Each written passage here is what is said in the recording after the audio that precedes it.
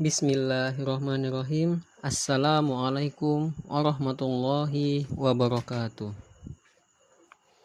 Alhamdulillahirabbil alamin. Assalatu wassalamu ala asyrafil anbiya'i wal mursalin sayyidina wa maulana Muhammadin wa ala alihi wa sahbihi ajmain. Amma ba'.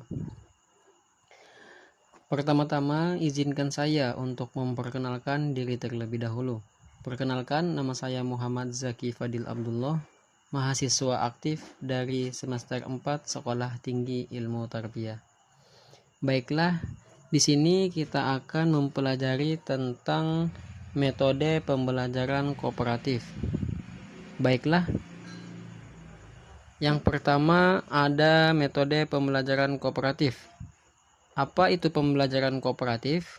Cooperative learning adalah suatu pendekatan pembelajaran yang berfokus pada penggunaan kelompok kecil secara kolaboratif dengan struktur yang heterogen antara peserta didik untuk bekerja sama dalam memaksimalkan kondisi belajar sekaligus mencapai tujuan belajar. Pada dasarnya manusia mempunyai perbedaan, dengan perbedaan itu manusia saling asah, asih, dan asuh atau saling mencerdaskan. Dengan pembelajaran kooperatif, diharapkan saling menciptakan interaksi yang asah, asih, dan asuh, sehingga tercipta masyarakat belajar atau learning community.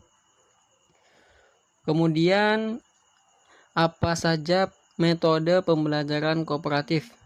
Pembelajaran kooperatif memiliki metode yang sangat beragam. Beberapa di antaranya yaitu yang pertama ada STAD atau Student Teams Achievement Division.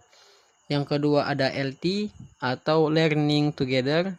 Yang ketiga ada CLS atau Cooperative Learning Structures. Yang keempat ada TGT, Teams Games Tournament.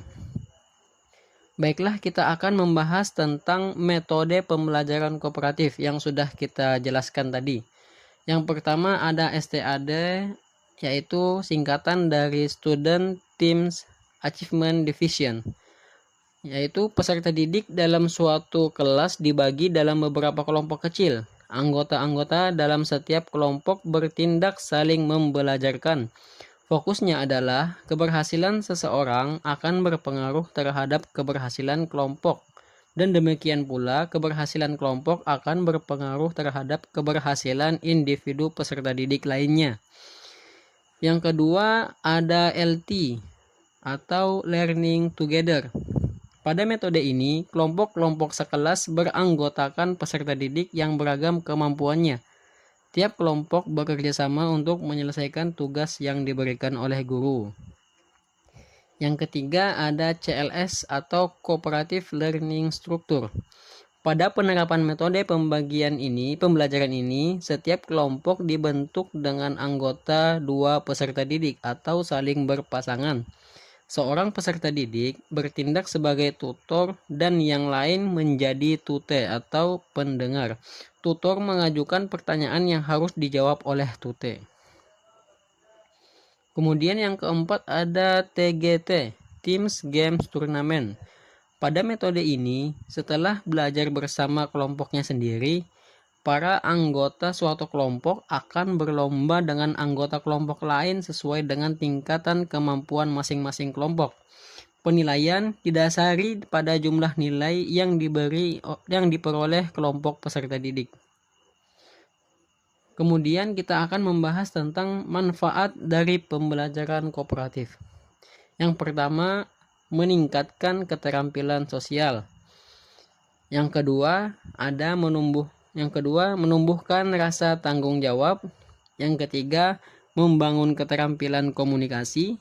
Yang keempat, meningkatkan pemahaman materi. Yang kelima, meningkatkan motivasi belajar. Dan yang keenam, meningkatkan kreativitas siswa.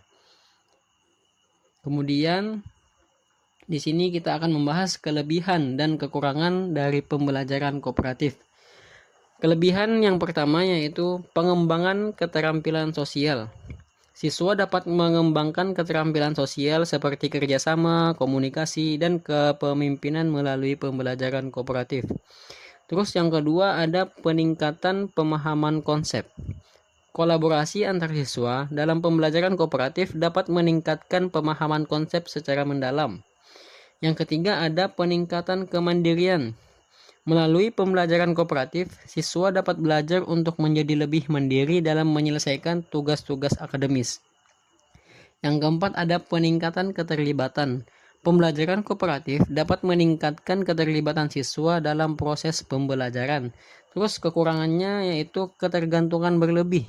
Salah satu kelemahan pembelajaran kooperatif adalah resiko terlalu bergantung pada kemampuan atau kontribusi anggota di kelompok tertentu. Dan kemudian pembahasan terakhir ada proses pelaksanaan pembelajaran kooperatif. Di sini kita akan membahas tentang bagaimana cara pengimplementasikan pembelajaran kooperatif di dalam kelas. Untuk cara yang pertama yaitu membentuk kelompok. Langkah pertama adalah membentuk kelompok belajar yang terdiri dari anggota-anggota yang beragam untuk mendorong kerjasama dan interaksi. Terus yang kedua ada pembagian tugas. Setelah kelompok terbentuk, tugas-tugas diberikan kepada anggota kelompok sesuai dengan keahlian masing-masing untuk memaksimalkan hasil belajar mereka. Yang ketiga ada kerja kelompok. Proses belajar dilakukan secara kolaboratif dengan anggota kelompok saling bekerja sama, berdiskusi, dan berbagi informasi untuk mencapai pemahaman yang lebih baik. Kemudian ada evaluasi dan refleksi. Langkah terakhir adalah mengevaluasi hasil belajar secara bersama-sama, serta merefleksikan proses pembelajaran guna meningkatkan kualitas kerjasama dan pencapaian tujuan pembelajaran.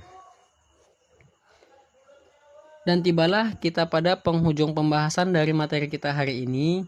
Demikian beberapa hal yang dapat saya sampaikan dan saya memohon maaf yang sebesar-besarnya apabila ada tutur kata atau pernyataan yang kurang berkenan. Dan semoga apa yang kita pelajari hari ini dapat berguna dan bermanfaat di kemudian hari bagi kita masing-masing. Cukup sekian yang dapat saya sampaikan. Assalamualaikum warahmatullahi wabarakatuh.